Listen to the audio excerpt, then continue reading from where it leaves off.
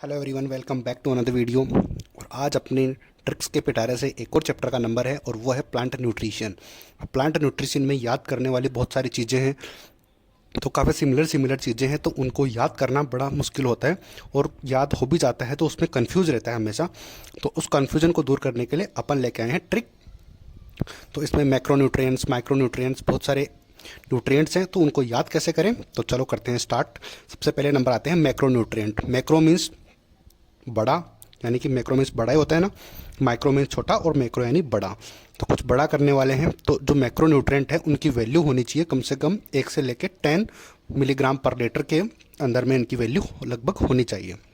अगर इतनी है तो वो मैक्रो न्यूट्रिएंट्स के कैटेगरी में आएगा। ठीक है, इसको याद करने का तरीका है कि अब जब कुछ बड़ा कर रहे हैं तो यहाँ पर देखो इसकी ट्रिक है, ओ पागलो किरण के नाम का सिंदूर ही मांग लो। यानी कि कुछ बड़ा ही मांगना है, तो कोई किरण नाम की लड़की है तो उसके नाम का आप कोई सिंदूर ही मांग लो, यानी कि उससे शादी करने की बात ही आप कम से कम मांग लो उसके पापा से।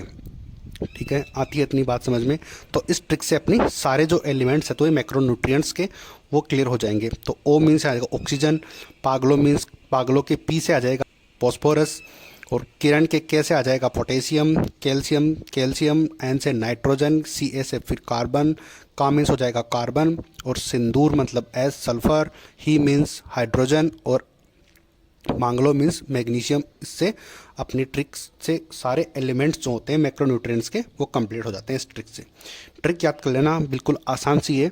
ओ पागलो किरण के नाम का सिंदूरी मांग लो। मैक्रो यानी कि कुछ बड़ा मांगना है, तो बड़ा मांगने के लिए करते क्या है कि किरण के नाम का सिंदूरी मांग लेते हैं। आती है इतनी बात समझ में। अब माइक्रोन्यूट्रिएंट्स को याद करने का तरीका, माइक्रो मीन्स बहुत कम, यानी कि कम जो चीज़ें चाहिए होती है उसको बोलते हैं माइक्रो। माइक्रो यानी कि बहुत कम। अब इक्वल और लेस देन 0.1 मिलीग्राम पर लीटर, कि या तो 0.1 तक हो या फिर उससे कम हो, तब जाके अब उनको माइक्रोन्यूट्रिएंट्स मॉलिक्यूल बोलेंगे। अब इसको याद करने का तरीका है कि माइक्रो यानी कि छोटी सी छोटी चीज़ भी है, तो कोई ज़मीन की बात कर रहे हैं या फिर ज़मीन या फिर ज़मींदार। तो अपना एक पिता है वो अपने बेटे को बता रहा है कि मोहन बेटा, मैंने कल कोई ज़मीन या फिर ज़िंदगी नहीं फेंकी या फिर फेंका। यानी कि छोटी सी छोटी चीज़ के लिए भी मैंने अपना ज़मीर नहीं बेचा या फिर मैंने अपनी ज़मीन नहीं बेची है। तो वो अपने बेटे को ये बात अब उसके पापा जो है बता रहे हैं। तो इससे अपनी जो ट्रिक्स है, इस अपनी ट्रिक से अपना तो काम हो जाएगा, अपने न्यूट्रिएंट्स अपन को याद रह जाएंगे। तो मोहन से आ जाएगा मोलोबिडिनम, बेटा से याद रहेंगे बोरॉन, मैंने से याद रहेंगे मैग्नीज, और क्लोरीन से क्लोरीन याद रह जाएगा, और कोई से याद रह जाएगा कॉपर, ज़मीन या फिर ज़मींदार जिससे भी आपको याद रहे उसको जिंक, और नहीं से निकल, और एफ फेका से याद रह जाएगा आयरन, या फिर इससे फेरस याद रख लेंगे अपन।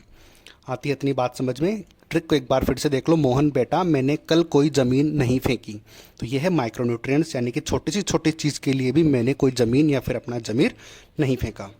ठीक है, अब अगली बात आती है कि इसेंशियल एलिमेंट होते हैं कुछ कुछ इसेंशियल एलिमेंट कौन से होते हैं कि जो है जो बायोमोलिक्यूल्स होते हैं, बायोमोलिक्यूल्स स्ट्रक्चर बनाने के लिए काम आते हैं, जो कि सबसे ज़्यादा इसेंशियल मोलिक्यूल्स की अपन बात कर रहे हैं। इसेंशियल मोलिक्यूल्स के अंदर अलग अलग चीज़ों के लिए अलग अलग मोलिक्यूल्स यूज़ होते हैं। अब जैसे बायोमोलिक्यूल और स्ट्रक्चरल के एलिमेंट्स के लिए कौन सा कौन से एलिमेंट्स ज़रूरी होते हैं, वो होते हैं कौन से, याद रख लोगे कौन। यानी कि बायोमोलिक्यूल और स्ट्रक्चर्स के बारे में कोई पूछ रहा है तो अपन को नहीं जानते, अपन नहीं जानते तो अपन पूछेंगे कौन, यानी कि किसके बारे में आप बात कर रहे हो। तो इस कौन से अपन को याद रह जाएगा कि कार्बन, हाइड्रोजन, ऑक्सीजन और नाइट्रोजन जो है, ये चारों जो हैं ये एसेंशियल एलिमेंट्स के अंदर आते हैं और बायोमोलिक्यूल और स्ट्रक्चरल एलिमेंट के रूप में ये जाने जाते हैं। आती है इतनी बात समझ में।